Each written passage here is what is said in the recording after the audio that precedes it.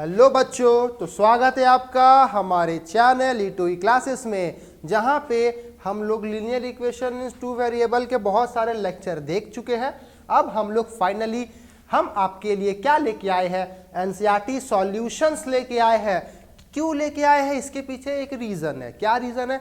बहुत सारे बच्चे ऐसे हैं जिनसे एनसीईआरटी के क्वेश्चन कुछ सॉल्व नहीं होते हैं, ठीक है ना। तो हम फाइनली आपके लिए जितने भी क्वेश्चंस हैं pair of linear equation in two variable में एनसीईआरटी से रिलेटेड, वो सारे क्वेश्चंस की सीरीज हम लेके आएंगे आप लोगों के लिए, जहां पे आपको एक भी क्वेश्चन समझने में दिक्कत नहीं होगा, आप लोग उसको आसानी से डिटेल में समझ जाओगे। चलिए बच्चों, अब हम लोग देखते हैं आज का पहला क्वेश्चन, जो कि है क्या बोल रहा है, form the pair of linear equation of the following problems and find their solution graphically. मतलब इस जो क्वेश्चन है ना, उसको ग्राफिकली सॉल्व करना है, ठीक है ना। मतलब ग्राफ बनाना है देन सॉल्व करना है, ठीक है। क्या बोल रहा है, 10 student of class 10 took part in a mathematics quiz. If the number of girls is 4 more than the number of boys, find the number of boys and girls, ठीक है। मतलब सीधा सा बात है, टोटल 10 बच्चे जिनमें से कुछ गर्ल्स भी है और कुछ बॉयज भी है। अब क्या बोल रहा है कि जो गर्ल्स है ना वो 4 ज़्यादा है, मतलब बॉयज जितने भी होंगे उनसे 4 ज़्यादा गर्ल्स होंगे, ठीक है ना। चलिए अगर अब देखिए, चलिए इसको सॉल्व करते हैं, ये कैसे सॉल्व होगा, ठीक है। तो सबसे पहले आंसर, अच्छा एक बात आप लोग को, अगर ये क्वेश्चन आपके बुक में नहीं मिल रहा है तो शायद वो ना मिले, और शायद वो मिले लेकिन 3.2 में मिले। क्यों ऐसा हो रहा है?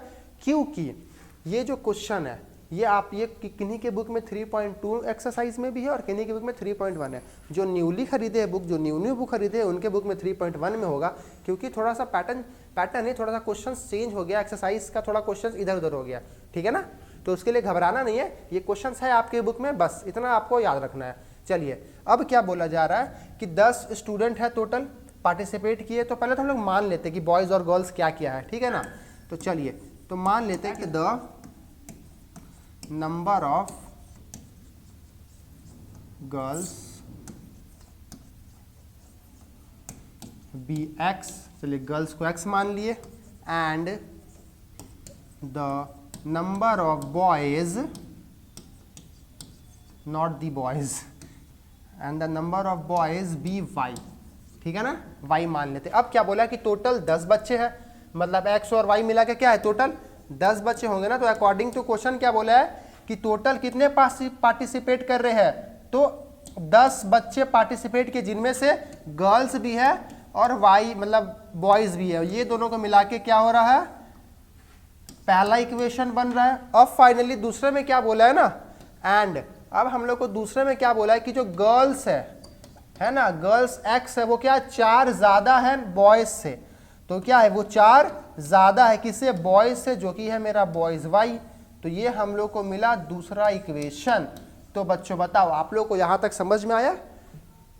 क्या बोला है कि जो नंबर ऑफ गर्ल्स है और जो नंबर ऑफ बॉयज है वो आप लोग को वहां पे दिया हुआ है, दोनों हम लोगों ने एक्स मान लिए। अब पहला इक्वेशन में क्या बोला था कि जो टोटल कितने बच्चे, 10 बच्चे हैं, मतलब एक्स और वाई मिला के टोटल 10 बच्चे हैं। और दूसरे इक्वेशन में क्या बोला था कि जो गर्ल्स है ना वो 4 ज्यादा है, ठीक है ना।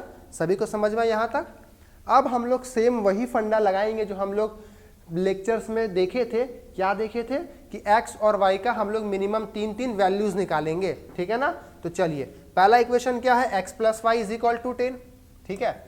एक्स प्लस मतलब हम लोग इसको देखते हैं कि यूजिंग इक्वेशन 1, अब हम लोग क्या करते हैं, पहला इक्वेशन यूज करते हैं, ठीक है। तो यूजिंग इक्वेशन 1, चलिए पहला इक्वेशन क्या था, X plus Y is equal to 10। X plus Y क्या है, 10 है हम लोग का, ठीक है। अब ऐसा करते हैं, y को भेज देते उस तरफ, तो x इज इक्वल टू क्या हो जाएगा, y 10 माइनस वाई हो गया, ठीक है ना। अब क्या करेंगे, सेम हम लोग टेबल बनाते थे, याद आया बच्चों आप लोग को, हम लोग टेबल बनाए जिसमें से यहाँ x का वैल्यू लिखेंगे, यहाँ y का वैल्यू लिखेंगे, ठीक है ना बच्चों, x का वैल्यू और y का वैल्यू। अब हम लोग क्या करेंगे, y का वैल्यू पुट करेंगे और x का वैल्यू निकलेगा, ठीक है। चलिए तो हम लोग छोटा छोटा ही लेते हैं, जैसे छोटा छोटा ही आए, जैसे अगर हम y का वैल्यू 4 ले, ठीक है, y का वैल्यू अगर 4 लेंगे तो 10 में से 4 गया तो x आ गया 6। अगर y का वैल्यू 5 लेते हैं तो 10 में से 5 गया, आ गया 5, तो x भी 5। अगर हम लोग y का वैल्यू क्या लेंगे, 6 लेंगे, तो चलिए y अगर 6 ले लिए तो x क्या आ गया, 4 आ गया। तो ये फाइनली हम लोग को पहला इक्वेशन यूज करके एक्स और वाई का वैल्यू निकल गया, ठीक है ना। अब वैसे ही हम लोग क्या करेंगे, दूसरा इक्वेशन यूज करेंगे। चलिए, यूजिंग इक्वेशन 2, अब हम लोग बच्चों दूसरा इक्वेशन यूज करते हैं, जो कि क्या बोल रहा है दूसरा इक्वेशन कि x इज इक्वल टू क्या है 4 प्लस वाई है ना। ये है दूसरा equation, x is equal to 4 plus Y है। अब सेम हम लोग क्या करेंगे, एक टेबल बना देंगे जिसमें से हम लोग को मिनिमम 3 वैल्यू तो रखना ही रखना है, ठीक है। चलिए, अब y का वैल्यू हम लोग पुट करते जाएंगे तो x का वैल्यू हम लोग को ऑटोमेटिक निकलते जाएगा। तो देखिए बच्चों, अगर हम लोग y का जगह पे चलिए वैल्यू पुट करना स्टार्ट करते हैं। अगर y का जगह पे हम 1 रखें तो x मेरा क्या आ गया 4 प्लस 1 5 आ गया। अगर y का जगह पे 2 रखें तो कितना आ गया 4 प्लस 2 6 आ गया। अगर हम 3 रखें तो x क्या आ गया 7 आ गया, ठीक है ना। फाइनली हम लोग का ये वैल्यू दोनों इक्वेशंस के हम लोग को वैल्यू पता चल गया। अब हम लोग क्या करेंगे, ये वैल्यू को इस ग्राफ में हम लोग प्लॉट करेंगे, ठीक है ना। तो चलिए, सबसे पहले हम लोग क्या करते हैं कि सारे वैल्यूज यहाँ पे हम लोग एक जगह पे लिख लेते हैं, ठीक है ना। एक जगह पे ना हम लोग सारे वैल्यू, या फिर छोड़िए नहीं लिखते हैं, हम लोग ऐसे ही करते हैं। देखिए, तो जब y था 4 तो x था 6, जब y था 5 तो x था 5, ठीक है ना। तो जब y था 4, ठीक है। चलिए बच्चों, तो अब हम लोग करते हैं ग्राफ बनाते हैं, ठीक है।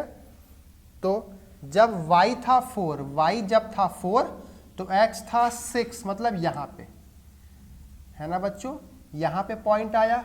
फिर क्या बोला था, जब y था 5, आप देख लो तो x भी था 5, ठीक है। तो यहाँ पे वो पॉइंट आया। फिर क्या बोला बच्चों कि जब y था 6 तो x था 4, यहाँ पॉइंट आया। तो एक बात गौर करो, ये आपको एक स्ट्रेट लाइन यहाँ पे बनता हुआ दिख रहा होगा, दिखा ना एक स्ट्रेट लाइन आपको बनता हुआ, ध्यान से देखो, ठीक है।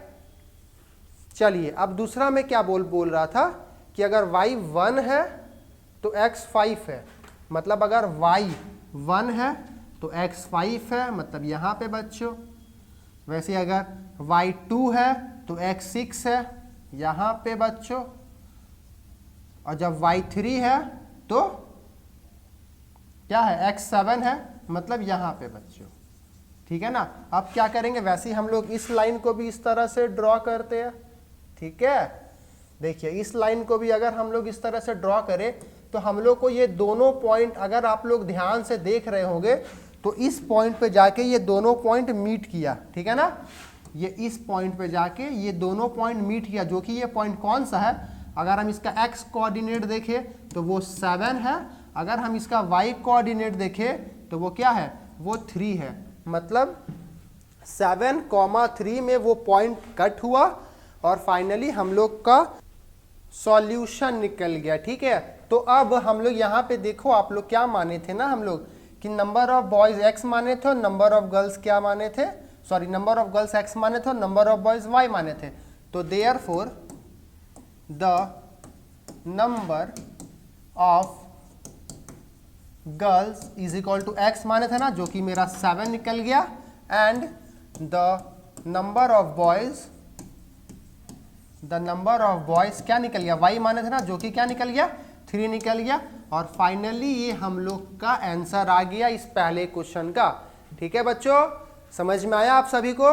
तो बस क्या हो ना कि ये वर्ड प्रॉब्लम है ना, बस आप लोगों को समझना है, समझ के 2 इक्वेशन निकालना है, ठीक है ना।